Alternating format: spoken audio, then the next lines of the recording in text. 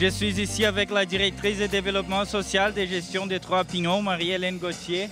Merci d'être là. Je suis aussi avec Christian Murphy qui, malheureusement, je n'ai pas noté son poste, mais il va nous dire là. Le directeur de tous les travaux dans les taux. C'est parfait, mais merci Christian. Bon, je voulais commencer en parlant avec vous de cette fête qui se déroule ici à chaque année. Quels sont les mots qu'on pourrait dire? Quel est le bilan de la fête aujourd'hui? La pluie, elle a presque venu, mais à la fin, elle a reculé. Mais il y a eu des changements à la dernière minute. Est-ce que vous voulez faire un bilan? Je vais laisser Christian commencer parce qu'il est dans l'organisation de la fête. Fait que je vais le laisser en parler un peu.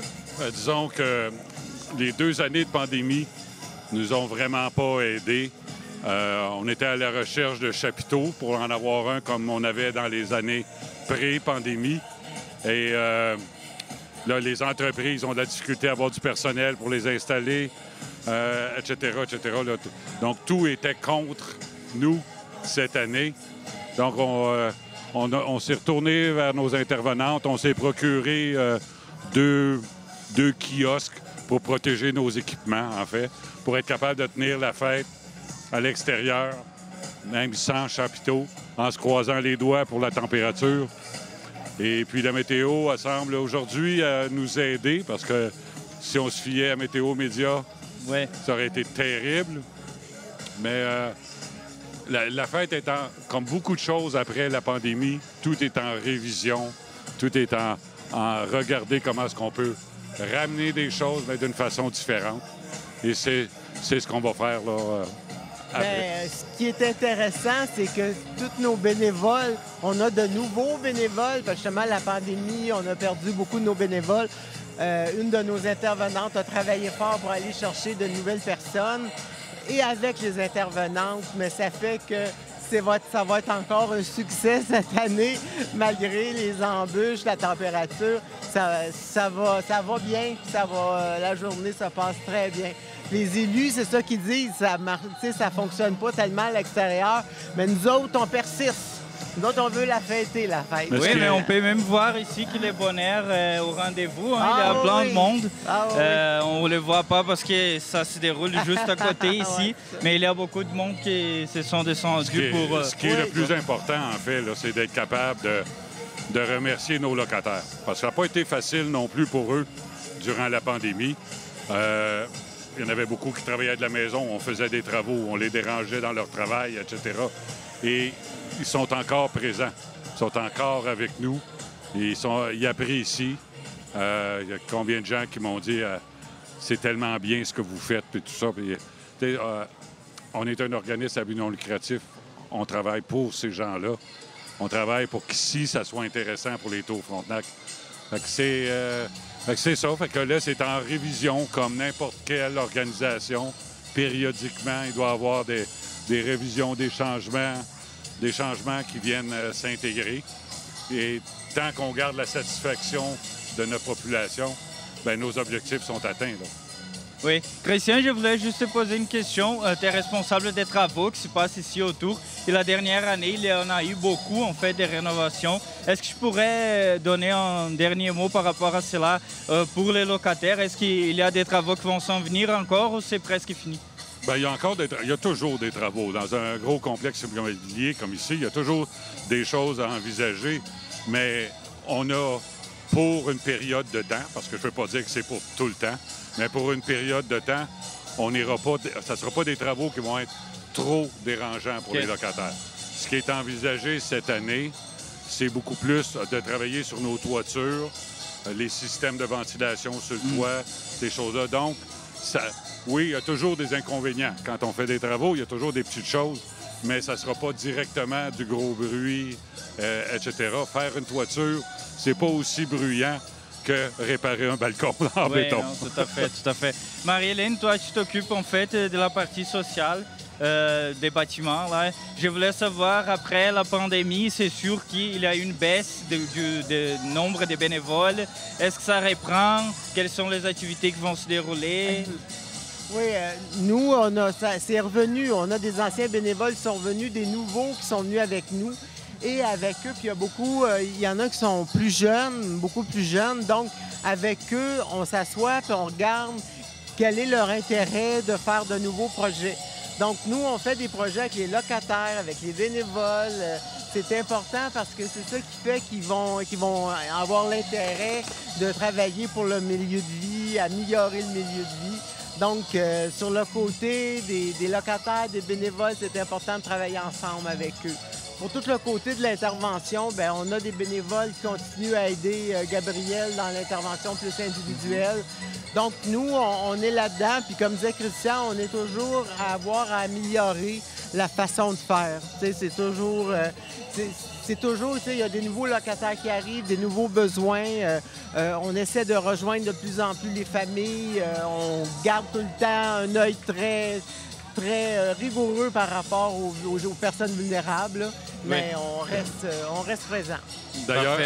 D'ailleurs, notre population change.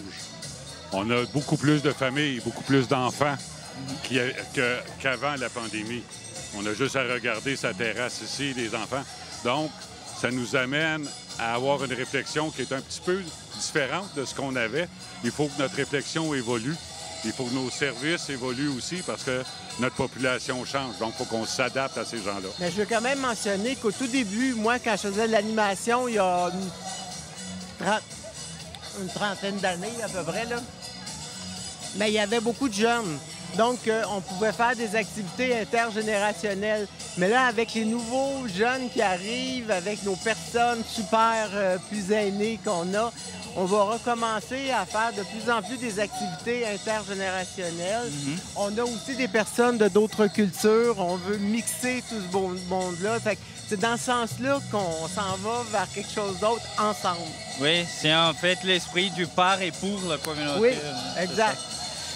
Bon, je voulais vous mettre dans la danse, vu que cette année, le thème de la Saint-Jean, c'est entrer dans la danse. C'est ça. Est-ce qu'il y a un aspect de la culture québécoise qui vous attire le plus, là? Vous pouvez parler à la fois, là. Qu'est-ce que tu veux dire? Excuse-moi. Un aspect de la culture qui vous attire le plus. Vous aimez le cinéma québécois plus, la musique, la danse? Moi, j'aime les créateurs de musique, de films qui viennent du Québec.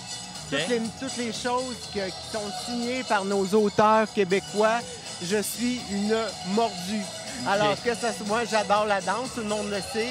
J'adore aller voir des films. Fait que moi, je suis ouverte à toute cette nouvelle culture aussi. J'oublie pas notre culture qui est venue d'hier, mais la nouvelle force puis nous offre de très belles choses aussi. Non, moi, je suis ouverte à la culture. Parfait, parfait. Christian? Bien, pour moi, ce qui différencie beaucoup le Québec au niveau dans les arts, c'est surtout au niveau des séries télévisuelles, les téléromans qu'on fait. C'est remarqué partout dans le monde, qu'elles soient dramatiques ou humoristiques. On n'a qu'à penser à Un gars, une fille, on n'a qu'à penser à Omerta, à des séries comme ça qui ont eu lieu, qui sont reconnues comme étant très différentes d'ailleurs. Un autre aspect que j'apprécie aussi du Québec, de la population du Québec, c'est l'amour de la nature qu'on a. On a une très belle nature et puis les gens l'apprécient et ça, c'est énorme.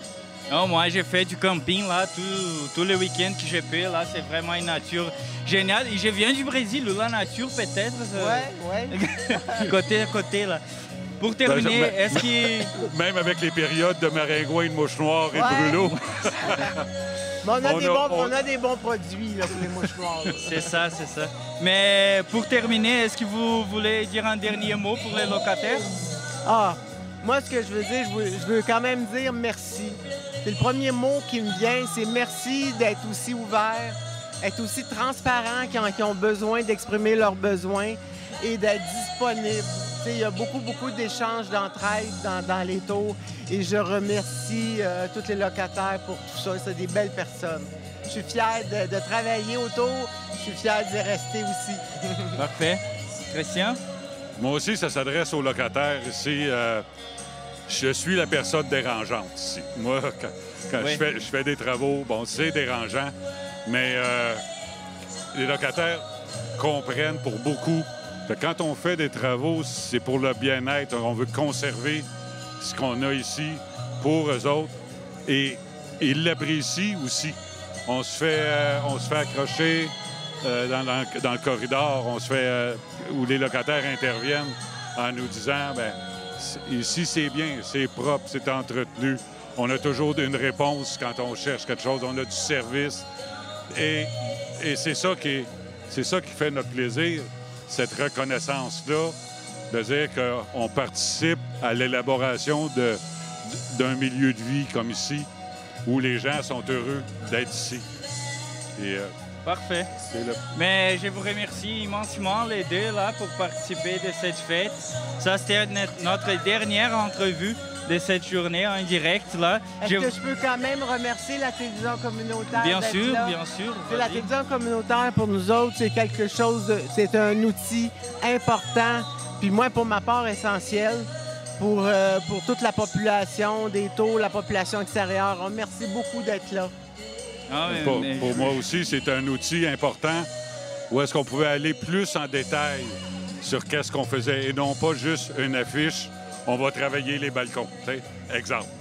On pouvait expliquer qu'est-ce qui se passait, etc. Et ça, je pense que c'est important pour nos locataires de comprendre quand on pose des gestes, le pourquoi de ces gestes-là. Parfait. Je vous remercie là au nom de tout le monde qui fait la télé communautaire. Là. Je voulais aussi remercier de ma part l'équipe qui a travaillé aujourd'hui. Alors, c'est-à-dire Thiago Gerbasi en tant que réalisateur, Mike Gerbasi. Ils ne sont pas de la même famille, mais ils ont les mêmes noms de famille. Mike Gerbasi, responsable du son. Philippe Pio, qui est caméraman. André Godinho, assistant technique. Camille Desjardins, stagiaire. Il nous a aidés ici au plateau. Mais merci beaucoup.